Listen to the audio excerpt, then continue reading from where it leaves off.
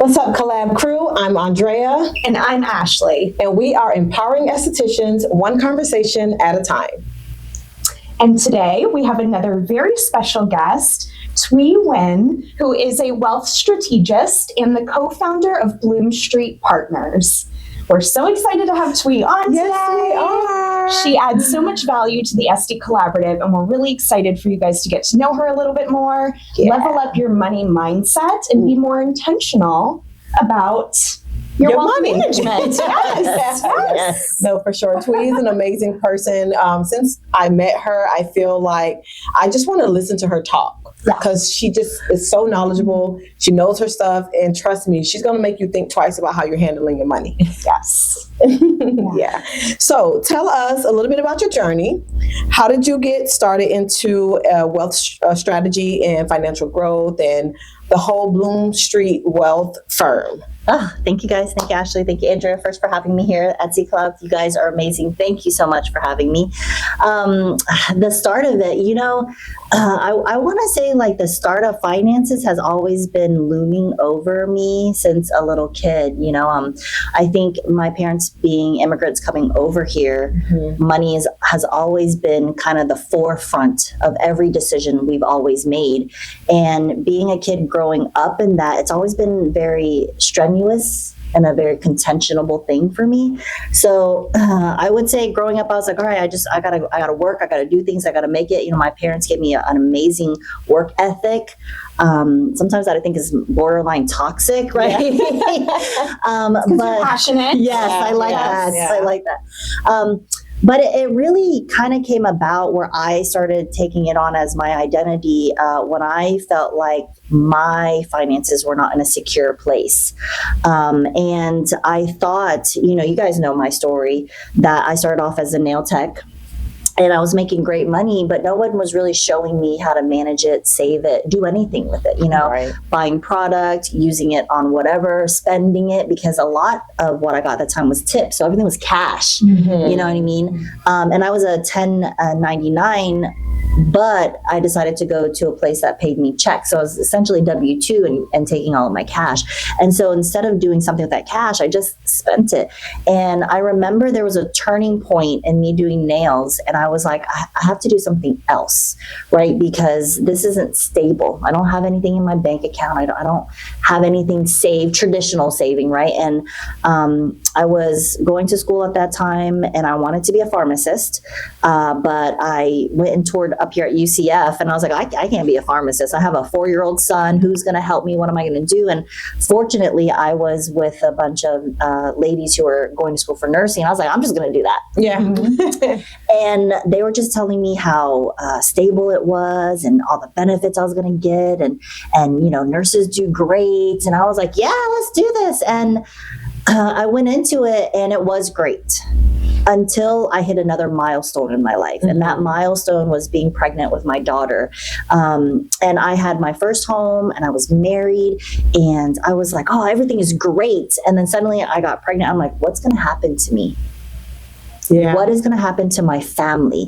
Where is my daughter going to be if I don't get it together, right? And everyone's like, oh, you're a nurse. You surely have everything together. No, because still nobody was teaching me about money. Right. And I wasn't actively seeking it either.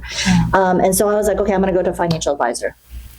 And I went to the financial advisor and he's wonderful in what he does. It just didn't mix well with me. And he was just talking at me instead of collaborating with me. And I still did it. I went with him. I followed his plan because there wasn't anything else out there. Right. And in that journey, I was like, I got to figure things out on my own. I got to make it individualized. So I was like, let me figure this out. Let me do it. And so I was lucky enough to be introduced to the financial world. I got in through insurance first, and kind of gave me a taste of something different, right? Gave me a door to see entrepreneurs, gave me a door to people who were doing something different with their money. And I was like, oh, I gotta learn more about this. And so that's kind of where Bloomstreet was birthed, because I was like, they're not doing it right either, you know? And everybody just was like, this is a box, this is a box, this is a box. And I'm like, why can't we all be one big box together? Right. Yeah. I was like, because what you're saying works, but why does it have to be separated? Right. You know, and that's kind of where the growth and why I'm so big on collaboration and so big on partnerships, because if I can do it by myself and what you're telling me that is good and this person's telling me this is good, what if we did it all together? Yes. Right. You know, so that's kind of the birth and how it came about. Yeah, that makes sense. So I guess your journey is what inspired you to help others. Yeah, 100%. Yeah, I love I that. was talking with one of my partners yesterday, and he said something super profound. He was like, when you're out there doing what you do, why are you doing it? And I feel like it's for you guys too, right? In the services and the goods that you guys are doing. We are literally serving ourselves. We go out there with the products and the services that we have and our ideas and how we speak, because we're speaking to us 10 years ago when we were struggling, speaking to us now while we're doing amazing, speaking to our future self, right? And that's literally who our clients are. Like, we're literally just trying to make it better for like Thuy. Yes. Right. And Yes. in For a Thuy 10 years ago, Yes. for Right. baby Thuy that needs the guidance, you know? Yeah, we do see it with our estheticians all the time. What we like to bring, what we feel is lacking. And you've really created this niche, I would say, and you've described it before as like an ecosystem. Right. So for those that don't know what Bloomstreet Partners is, talk about Bloomstreet as a brand and all the different associates that you have on the team. Yes. So Bloomstreet, I've kind of made this thing where we're like, oh, we're an ecosystem, right? And each one of us, if you think about what an ecosystem is, it's a lot of different things together. Plants, animals, minerals. Like when you think about an ecosystem, and they all come together and they're growing and thriving and able to produce abundance, you know, whether it's fruit or whatever it is, right? Right. And so Bloomstreet was created for that, because I can't know everything, right? I hear bits and pieces, but my mastery is where I'm at. And if I want to continue to be a master of what I'm doing, I have to continue to learn and grow and develop in that. And if I take away from that, then I'm taking away from what I could be helping in that field. So I was like, how do I bring other masteries on, other experts? And I'm like, I'm just going to start meeting people. And I don't really have like a interviewing process on who comes on board to the ecosystem. It's just an alignment. Right. And so we meet, I ask questions, we talk, and I look for really specific things like true integrity, a really creative outlet. Like they have to really be outside the box, you know? And I think a big part of that is because everyone's been trying to shove me into a box. And I'm like, that's not working for me. And surely there's somebody else out there too. So over the last 2 years, I've really just been kind of networking more. And through the grace of God, He's placed certain partners in front of me.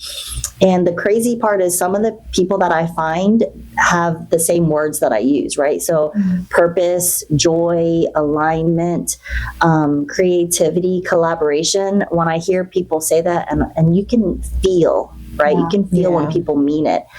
So when I hear and see that, I'm like, oh, you need to be a part of it. So the ecosystem consists of planners, essentially, right?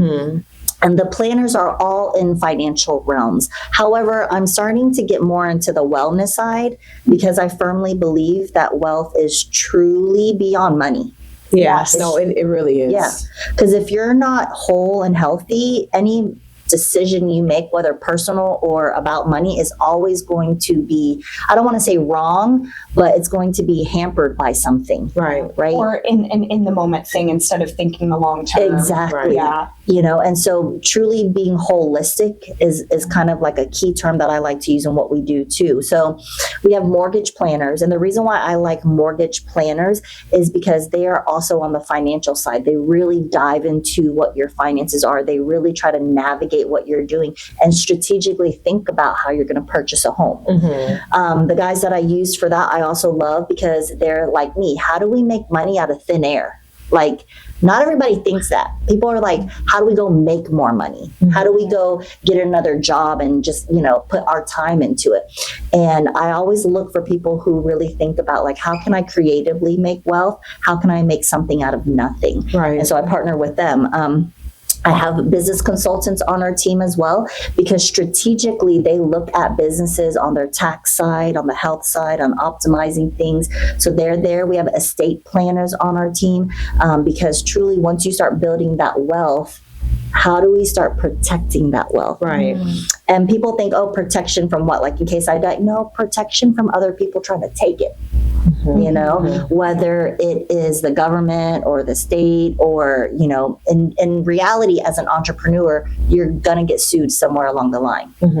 How do you protect it from that? Right. Yeah. Structuring your business is super important.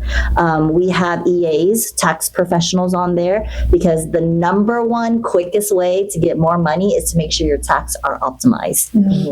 So they're on the team as well.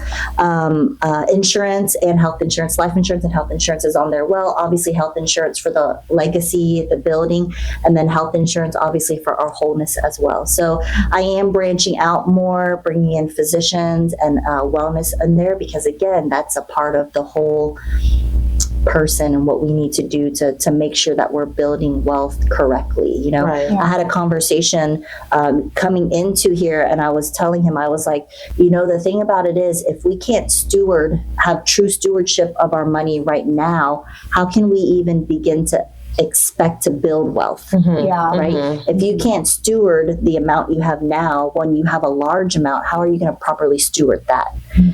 So I think main theory of the Bloomstreet is to make sure that we're doing it properly, and in a way that's for you and what you're trying to do with your family and your vision, versus the way we're trying to do it. Yes. So what do you feel makes Bloomstreet so different from other firms? I think the approach. Sorry.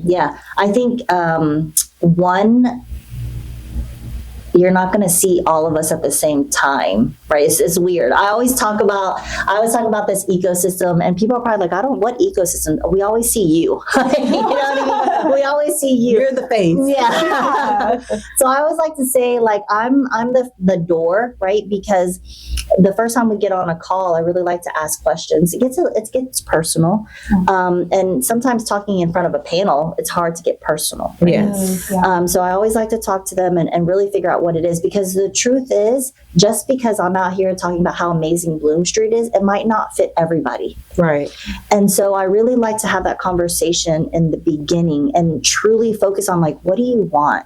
What are your goals? Where are you at right now? What are your goals in 3 years? Where do you want to be in 10 years? And are you married to that? Or are you flexible to it? And I have turned away people like, we're not the right firm for you, but I can tell you where to go. And I think, one, we open up the conversation.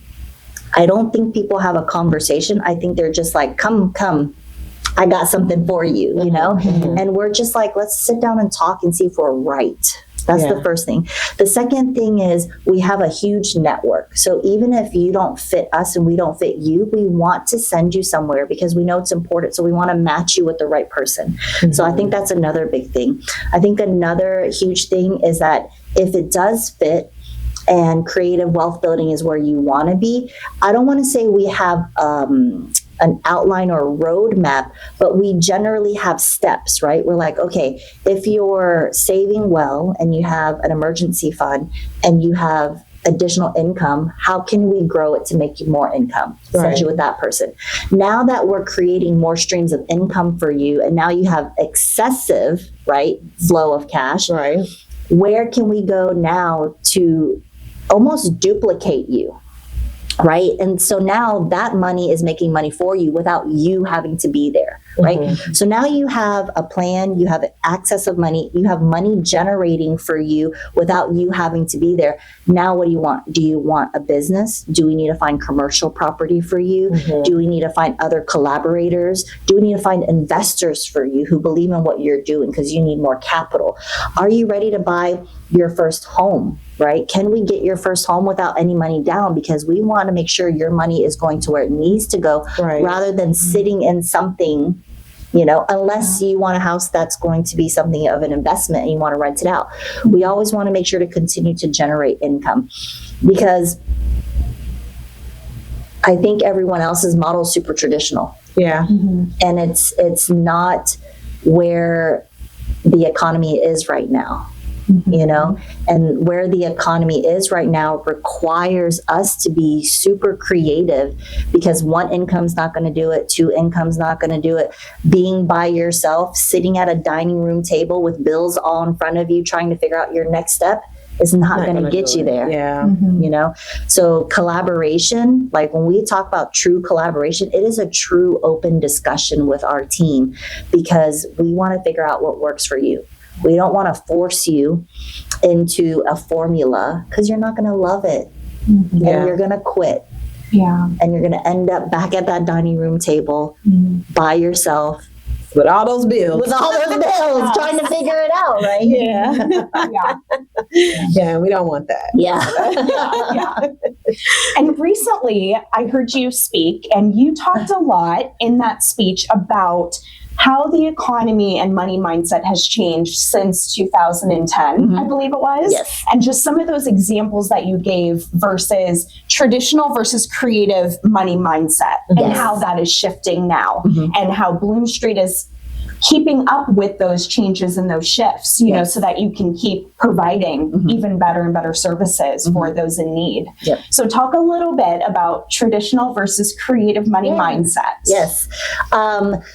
So I just want to mark it out there that by no means am I saying traditional is a bad thing or that it's not good to follow, because it really is a foundation, right? It really is a foundation. And before it was the answer, right? But I just want to propose and kind of push the idea that it's just incomplete, right? It's not bad. It's not wrong. It's just incomplete. So what I'm really trying to explain with creative wealth building is that it's more internalized, right? A lot of people will come at you and say, hey, you need this to make money. You need that to make money. If you do this, you're going to make money. But where in there is it you that speaks to you? Because the truth is, the more we are aligned with ourselves and what we're doing, we can create anything. And that's kind of where I talk about how we create money out of thin air. And so think about you guys right now, right? You both are in the beauty industry, and you could very well just only do goods and services for that. But you've created a community with the Esty Collaborative, right? Which is now event, and the spaces you're doing there, that's generating income, but also bringing value, right? On top of that, you guys have the podcast right here too, right? Again, creative. It's another extension of you, another way for income to be made. But you don't feel like you're working right now, do you? Like, I don't feel like I'm working right now, right? No. And you're showing up on a Sunday of any day, right, to be here, but because it's what you love to do. Right. Right. And so maybe the next step for you guys too is creating your own product line, right? Partnering with maybe other products that are willing to develop something with you. That's another stream. And that's what I want to say the difference is, right? Intellectual property right now is huge. Right. Before, you had to go and like patent everything and do everything and have an engineer create everything. But now we're talking about creative intellectual property, things that we're making from our brains and from our hearts that is of value, and people will pay for anything of value over what the value of that dollar is. So imagine all the people in the world, and this is the shift, right? Because when you go to school, they don't push creativity anymore. I mean, you have art class, and you're there, but then you hear the bell, you got to go to the next class, right? My son went to a music school, so creativity was like a huge part of it. And I believe that's kind of where it fosters something different, right? So I think a lot of us right now are itching to do something because we feel like we have something inside of us. Well, that's what creative wealth building is. Yes, do I have products that are going to help you get there creatively outside of a traditional 401k, outside of your traditional Roths? Are there ways? But really what I'm talking about is you've set yourself up with the traditional way. You've built that foundation so that now you can go out and explore how you can use all of your gifts, all of the masteries and skills and talents that you have to produce income for you that can double into something else. And so we're not just talking about passive, which is traditional, right? Where you go somewhere else, they're going to manage your money. They're going to tell you what to do with it. You're going to put it into a bank, hope that the bank is going to make money at their 2% if you're doing that. And instead, what we're suggesting is for you to go out there and identify who you are, what you can do, and what gifts you have for the world, and monetize it. Right? Because other people are already doing it. Big corporations are already doing it. That is true. So it's almost taking, and that's why I call it a movement now, right? Like you go from traditional wealth building to creative wealth building, and now we're in the creator class movement where we're taking our gifts and just developing into something that a corporation will eventually figure out. And brand and do. And make way more. Exactly. Exactly. So, but why not do it for ourselves? No, that's true, for sure. I really do like how you put that. I mean, like, I feel like, I say it all the time, like I have so many ideas in my mind and so many things that I want to do, and it's just time and money, of course, but somebody has to get all of this talent, you know? So why not put it in a book or ebook or Esty Collaborative or something, you know, and just try to create that community and wealth at the same time. And too, like I would say too, that creative wealth building is 100% about collaboration. Right. And I'm going to use you guys as an example too, because you guys met and the beauty of the Esty Collaborative opened. Had you had guys not, could you have eventually built a community on your own individually? Yes. But coming together, being aligned with that has exploded to something bigger. Right? And that's what collaboration is. I feel like society really wants to separate us because they know when we get together, big things are going to happen. That's so true. Absolutely. Right? So big corporations are like, let's keep them at home, keep them isolated, have them keep buying our consumer products because we need to think about it before they think about it. Right. Horrible. It is. But hearing the encouragement, you know, a lot of people know what they have inside. They're, like you said, they're almost exploding to just like share. You know, even in the esthetician community, we see it, people wanting to build their own courses, do hands-on classes, and just holding themselves back from that because it feels so scary to put yourself out there, you know, solely representing my, you know, and one thing, and then like being vulnerable essentially, you know, but we see so many people having this major success over it, especially on social media. And these are also, you know, with the influencers, there are people that are not even as well versed or well educated. So it's like, what is stopping us? And I go through the same, you know, stuff in my head too. It's just like, if they're gonna listen to them, why wouldn't they listen to me? We're the experts. We're the experts, literally. Just like you know, with what you're doing with Bloomstreet. You know, it's like, go to the people that have the experience, that have the knowledge. Like, you'll get where you want to be much faster than if you just waste your time with somebody that's just not there, you know, not on that level.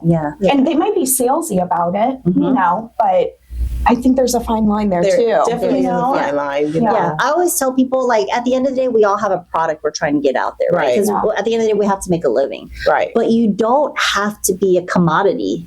You don't have to be a commodity. You can be true to who you are and what you're saying, what you're doing, and that's going to build it. You know what I mean? If you're always stepping first with what you have and like what you can do, like, are you really stepping forward with who you really are? You know, because with true intention, wealth, all that comes. Yeah. It all comes.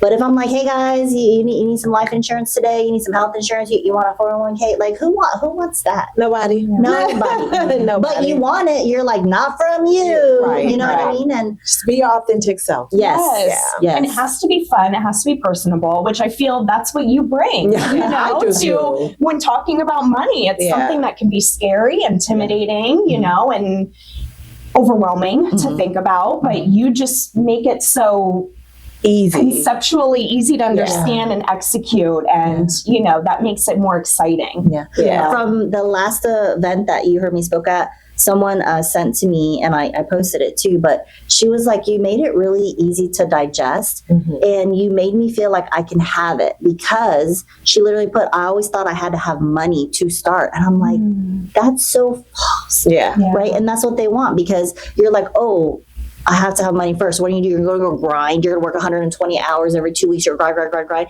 You're so exhausted. You can't be creative. Yeah. You're so tired. You're not even going to think about all the things you could be doing, you know? And so you're on this continuous hamster wheel. Yeah. Right? Yeah. And so I think in that moment when she said that, I'm like, she got it.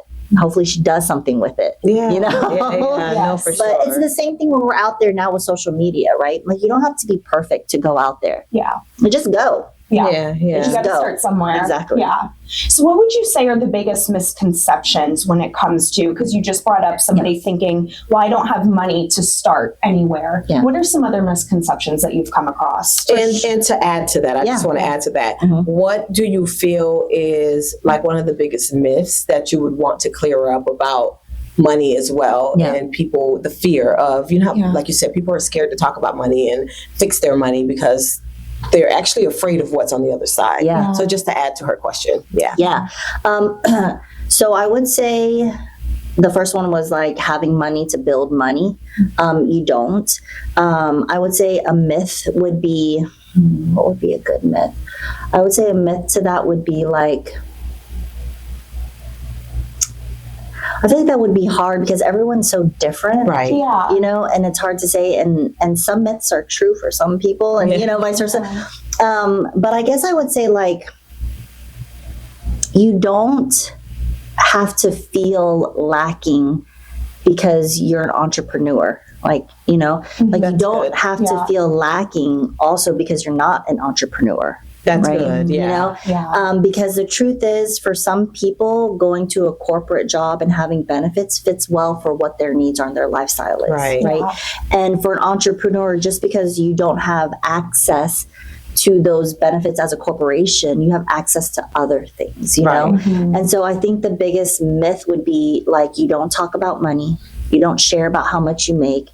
You know, you don't share with your kids about adult conversations about money. You know, we don't want to teach our kids not to openly learn about money, okay? Because if we have open conversations about money, it's going to be less traumatic. Yeah. If we teach our kids young about how to manage, keep, and build money, they're not going to be 21 coming out of college with credit card debt already because they thought their credit card was money that they didn't have to pay back and there was Right. no interest on it. Yeah. Yeah. You know, so I say that would be the biggest myth, right? Like, you have to keep it hush hush. Right. Yeah. Talk about the money. Talk about it, Yeah. you know, and teach your kids young, right? Yeah. Show them how to make $1 by putting up a chore. Make them go out there, and when they want that $10 teddy bear and they got $4, be like, Gotta sweep some more floors. gotta sweep some more floors. To get your know? lemonade stand set up, go Yeah. make some coins. Exactly. Or that when you finally have $20, do you want to spend half of it on the teddy bear? Do you really want to spend all of your money on a teddy bear? Exactly. What else could you do, right? And so I think that's it. And I also think too, like, I don't think we celebrate money enough. Does that make sense? Right. Like, if your milestone was, I need to have $1,000 in savings, and you finally get it, celebrate it. Heck yeah, let's go for a drink. Yes, celebrate it. Give yourself $20 of that to do something for yourself, for earning something, you know? And I think people make it not fun.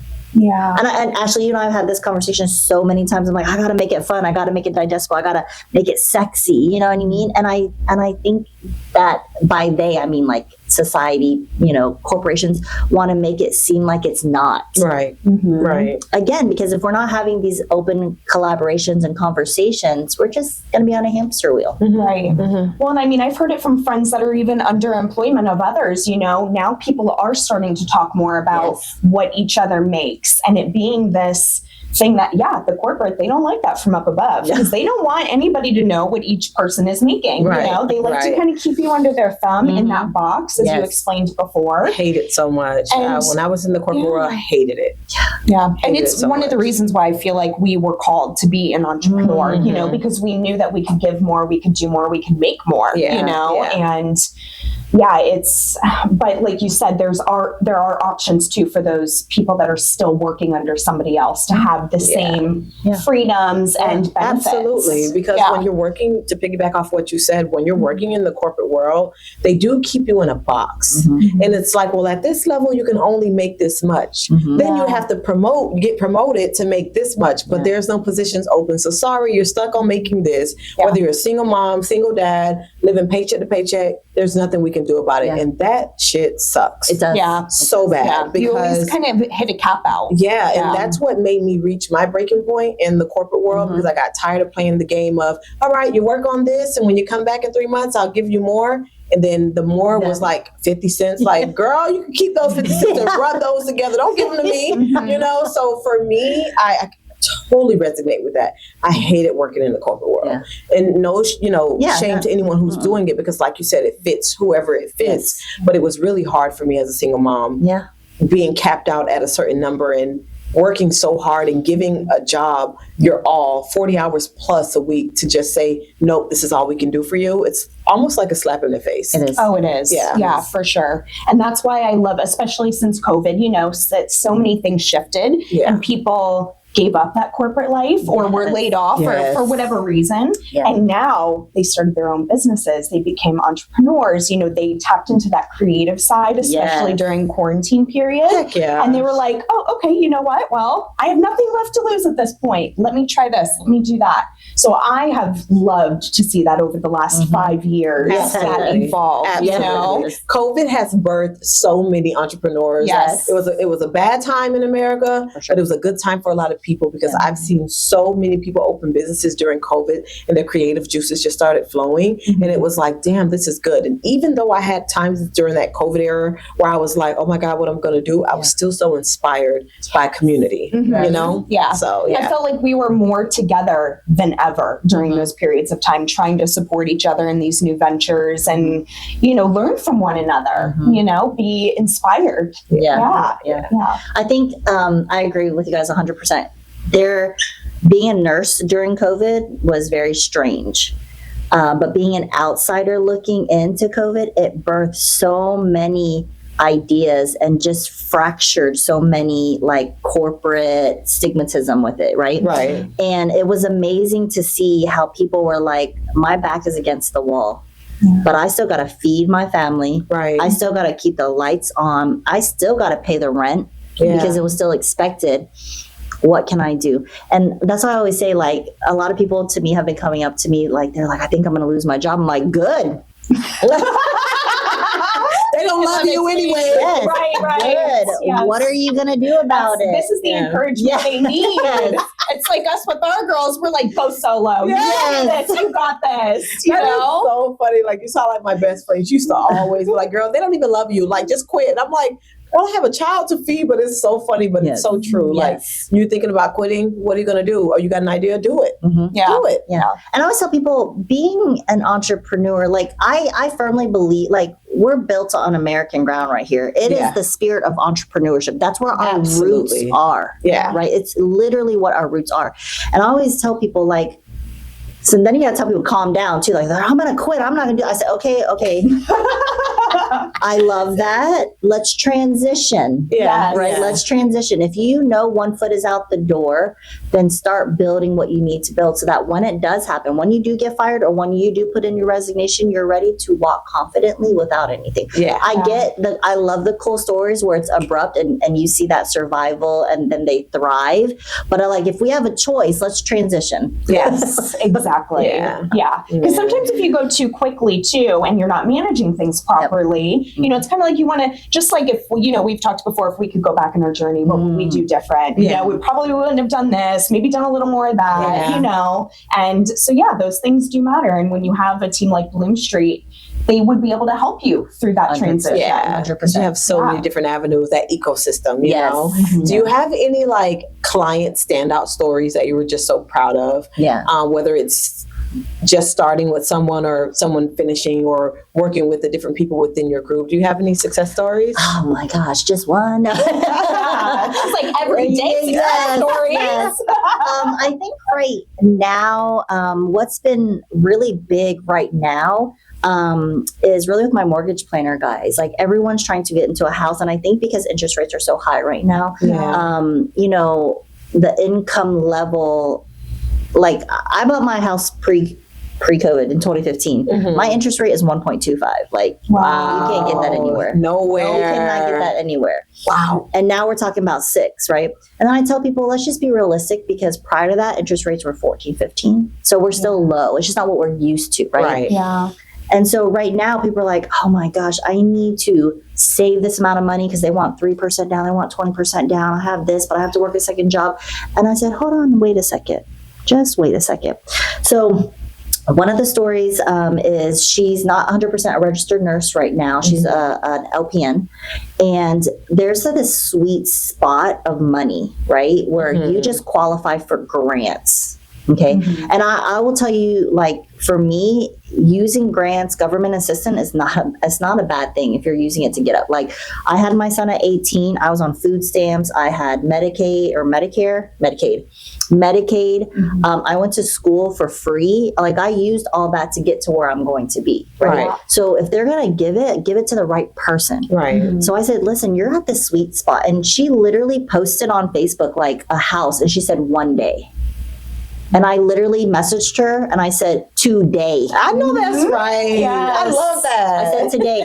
And so I called her and I was like, hey, what is this one day thing you're doing? And she's like, yeah, when I graduate, I'm going to be a nurse. I'm going to work 1-2 years. I'm going to save all that income. I'm like, well, what if I could get it for you earlier?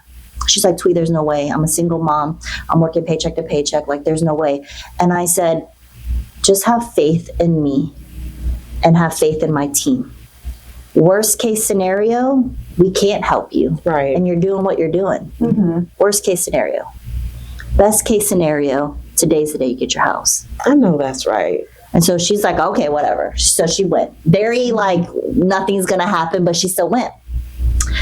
They were able to mitigate down her debt. We're able to get her a grant where she not only pays off the rest of her car, but still has money for a down payment on a house. Wow. And how long would you say, and I know everybody's going to be a little different depending on their personal situation, finances. Yeah. How long did she have to work with Bloomstreet to achieve that goal? 6 months. Wow. 6 months. And it was a grant. You said that. That is amazing. 6 months. Wow. Now, is that for everybody? No. I mean, I have clients that I'm still working with for 2 years because they're, you know, where they are. I have another client. I call them like my golden, right? Yeah. They are 60 and 70 years old and they have no retirement.